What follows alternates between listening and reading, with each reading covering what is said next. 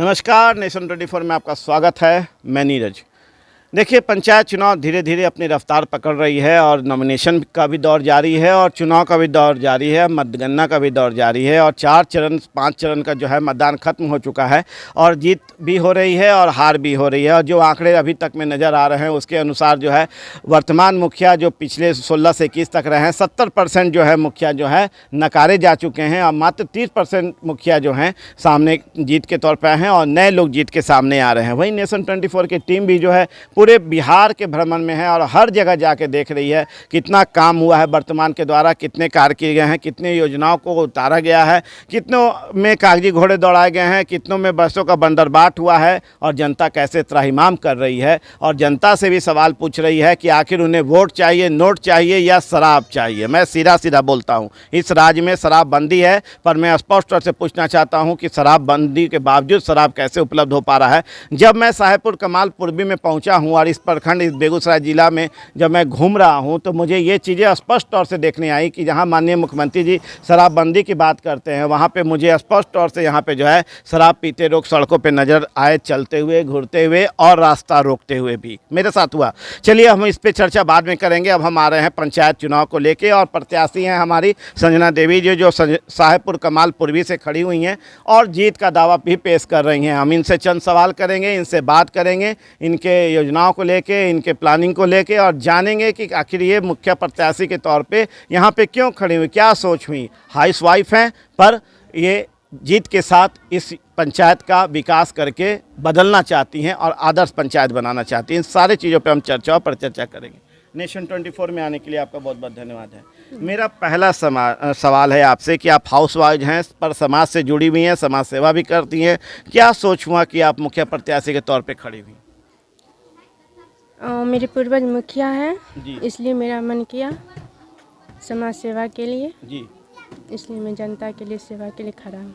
चलिए, इनका जवाब है कि इनके यहाँ पूर्व से भी मुखिया रहे हैं और इन्हें उस चीज़ों को अनुभव किया है कि कैसे समाज के विकास के लिए जो है हम इनके पूर्वज जो है मुखिया बन के यहाँ पे काम किए हैं। इसीलिए इनको भी वो प्रेरणा मिला, वो प्रेरणा स्रोत के रूप में सामने आए और इस चीज़ों को सोचते हुए ये जनता के बीच आए हैं समाज सेवा करने के लिए और मुखिया प्रत्याशी के तौर पर खड़ी हुई हैं और जीत के आने के बाद अपने दावे और वादे पेश करेंगी जनता के बीच और जनता के सहयोग से ये खड़ी हो रही हैं। चूँकि बहुत सारी महिलाएँ भी हैं जो मैं इसके बाद के चरण में दिखाऊँगा कि कैसे मेरे सामने आके रुकी हैं और बोली हैं कि इस बार हम लोग इनका जिताने का काम करेंगे। चूँकि महिला की ज़रूरत है इस पंचायत में, जो इस तरह से इन लोग हाउसवाइफ बन के घर संभालती हैं उसी तरह से ये इस बार पंचायत संभालेंगे। इसलिए इनका समर्थन, जनता का समर्थन, पंचायत का समर्थन इनके साथ है। मेरा अगला सवाल है कि जनता के सामने आप जा रही हैं, लोगों से आप मिल रही हैं, कौन कौन से मुद्दा लेके आप जाती हैं? विकास मुद्दा है और कौन सा मुद्दा है जिसको लेके लगता है कि आपको उनके सामने जाना चाहिए पंचायत में?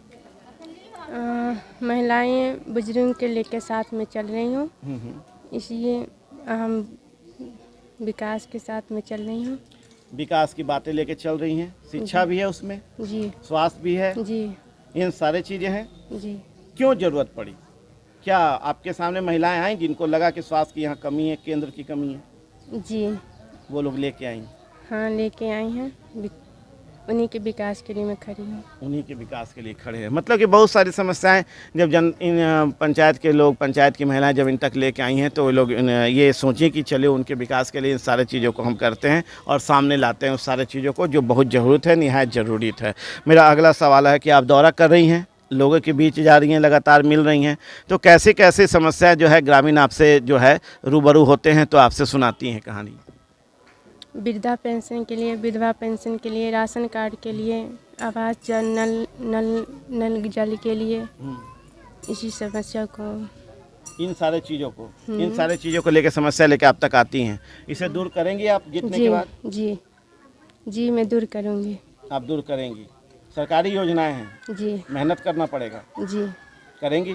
जी करेंगे। चलिए, सरकारी योजनाएं हैं पर मेहनत करेंगी और इन सारी योजनाओं को दूर करने का, सारे योजनाओं को धरातल पर लाके उनसे दूर करने का काम करेंगे। अब हम अगला सवाल पे बढ़ते हैं आपसे कि सरकारी पंचायत है, बहुत सारी योजनाएं, बहुत सारे भवन बनी हुई है, उनकी स्थिति जर्जर हो चुकी है, ठीक है। आप बताइए मुझे कि उस स्थिति में उन सारे जो भवन हैं उसको कैसे ठीक कर पाएंगे? जितने भी आंगनबाड़ी है, भवन निर्माण है, स्वास्थ्य केंद्र है, सबकी हालत सही करूँगी। सबकी हालत सही करेंगी। काफ़ी दबे जुबान से बोल रही हैं, ये काम पे विश्वास रखती हैं और इसीलिए थोड़ा सा धीमे हैं। महिलाएं ऐसे भी धीमे ही बोलती हैं, हम लोग पुरुष हैं जो बहुत तेज़ आवाज़ में बोलते हैं और चिल्लाते भी हैं। चलिए अगला सवाल है हमारा आपसे कि जीत के बाद आपकी पहली प्राथमिकता क्या होगी? शिक्षा, स्वास्थ्य, पेंशन योजना, युवाओं के लिए रोजगार, महिलाओं के लिए विकास, ये सारा चीज़ों को लेकर चल रही है, प्राथमिकता में है। जी। चलिए इनके प्राथमिकता में स्पष्ट है, इनका सामने आ रहा है एजेंडा कि स्पष्ट है इनका कि ये युवाओं को लेकर भी चल रही हैं, महिलाओं को लेकर भी चल रही हैं, स्वास्थ्य पे भी इनका ध्यान है, शिक्षा पे भी इनके ध्यान है। एक बात बताना चाहेंगे शिक्षा को लेकर कि शिक्षा की स्थिति खराब हुई है तो कोरोना काल के कारण लगभग 2 साल जो है पूरे विश्व की स्थिति भयावह रही है और जो है शिक्षा को काफ़ी निम्न स्तर पे जाना पड़ा है और बदतर स्थिति हो गई शिक्षा के ऊपर। धीरे धीरे अब शिक्षा भी आगे बढ़ रहा है और ऊँचे उठ रहा है और कहीं ना कहीं हालत फिर से सुधरेंगे और शिक्षा का दौर फिर से बेहतर होगा। पर इन्होंने उसको प्राथमिकता में रखा है कि जैसे ही ये सारी स्थिति ठीक होती है तो फिर ये जाके जो है उस पर काम करेंगे और शिक्षा को बेहतर करने का काम करेंगे। अच्छा एक बात बताइए, बिहार में जाति धर्म और विकास की जब बात होती है, पहले की हम बात कर रहे हैं, बात होती थी तब जब जाति धर्म को प्राथमिकता दी जाती थी कि हमारी जाति के लोग हैं, हमारी जाति के लोग हैं, ओकरे वोट करेंगे, हम धर्म को वोट करेंगे, हम इसको वोट करेंगे। लेकिन अब इधर के दौर में देखने को मिल रहा है कि जाति धर्म और विकास में लोग विकास को प्राथमिकता दे रही हैं। आप किसको प्राथमिकता देना चाहिएगा? इन तीनों को आगे बढ़ाने का। विकास को आप प्राथमिकता देना चाहिए जी। जाति धर्म को नहीं?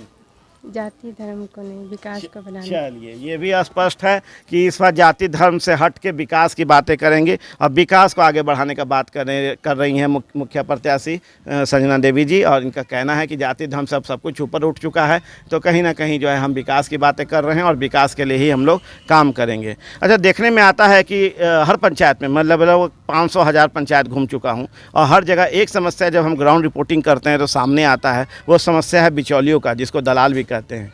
उनका समस्या सबसे ज़्यादा जरूरी है, जो कभी पैसा लूटना, ये करना, ग्रामीणों का पैसा लूट लेना, शौचालय का पैसा खा जाना, इंदिरा आवास का पैसा खा जाना, इन सारी चीज़ों का दौर चलता रहता है। आपके यहाँ भी हुआ होगा, अभी तो आप मुखिया नहीं हैं, मुखिया प्रत्याशी हैं, आपके यहाँ भी ये दौर चला होगा और बहुत लूट हुई होगी। क्या लगता है आपको कि आप जब जीत के आएंगी तो इनके रोल को कितना हद तक कम करेंगे या दूर करेंगे? इसको दूर करूँगी जब मैं मुखिया बन जाऊँगी तब। मुखिया बनने के बाद इसे दूर करेंगी? जी। दूर करेंगी या खत्म करेंगी? खत्म कर दूँगी। मतलब जिनका जो पैसा है उन तक घर तक पहुंचेगा? जी। उसमें से कोई ले नहीं सकेगा? जी नहीं। इस पे तीखी नज़र आपकी रहेगी? जी। चलिए तीखी नज़र रहेगी और इसे दूर करने का काम करेंगे। बिचौलियों का रोल इस पंचायत में इनके जीतने के बाद नहीं आएगा सामने और हर हालत में उन लोगों को दूर किया जाएगा, जिससे कि स्पष्ट रहेगा कि यहाँ पे निष्पक्ष और स्वच्छ जो है पंचायत चलेगा और राज चलेगा। अब अगला सवाल हमारा है, आप खुद एक महिला हैं, महिलाओं के बीच भी रह रही हैं, महिलाओं के बीच भी दौरा कर रही हैं, उनको लेकर क्या सोच रखती हैं? मैं महिला हूँ और सरकार की तरफ से भी मुझे 50% लाभ मिला है। जी मैं मिलता है आप लोग को? जी जी मैं खुद हाउसवाइफ हूँ जी। और पंचायत महिलाओं के लिए बेहतर सोच रखी हूँ। पंचायत की महिलाओं के लिए बेहतर सोच रखती हैं। क्या लगता है कि उन लोग के लिए जो भी सरकार की योजनाएं हैं उस बहुत सारे मतलब कि मुखिया जो होते हैं उस चीज़ों को लाने की कोशिश कम करते हैं, आपके प्राथमिकता में क्या है कि महिलाओं की जो भी योजनाएं सरकार की उसको लाएंगे ज़मीन पे जल्द से जल्द? जी जल्द से जल्द लाएंगे? जी जल्द से जल्द लाएंगे। उस पर कुछ और कहना चाहेंगे? महिलाओं के लिए बेहतर सोच रखती हूँ। महिलाओं के लिए बेहतर सोच रखती हैं। चलिए महिलाओं के लिए बेहतर सोच रखती हैं और इनका कहना है कि ये जीत के आएंगी तो सबसे प्राथमिकता में महिलाएं भी होंगी, जिनको जो है जो भी योजना सरकार का है उसे जल्द से जल्द नीचे लाने का काम करेंगे, जिससे कि धरातल पे आके उन सारी योजनाओं को अमली जामा पहनाया जाए और उसका लाभ ग्रामीण परिवेश के महिलाओं को, इस पंचायत के महिलाओं को मिल सके। अब मेरा अंतिम आपसे सवाल है कि आप हमारे चैनल के माध्यम से अपने पंचायत के लोगों को क्या संदेश देना चाहती हैं?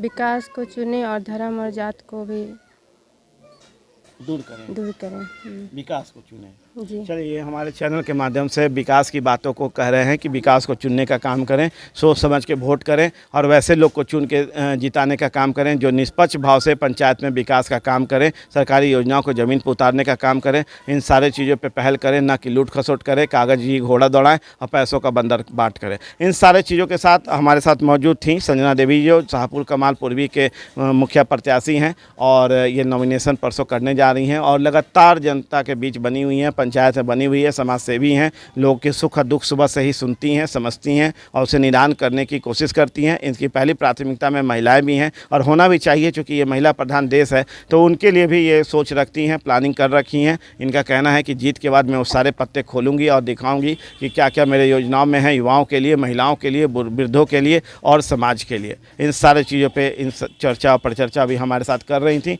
और अपनी बातों को हमारे सामने रख रही थी और हम भी अपने माध्यम से जनता और आवाम के पास पहुंचा रहे थे कि आखिर देखिए जो है इस पंचायत में जो कार्य नहीं हो पाया है उसे मुख्य प्रत्याशी चंद्रा देवी कैसे पूर्ण करने का काम करेंगी और अपने एजेंडा को बता रही हैं कि कैसे कौन कौन मुद्दों को लेकर इन सारी चीज़ों को सामने आएंगी। आप देखें नेशन 24। नमस्कार।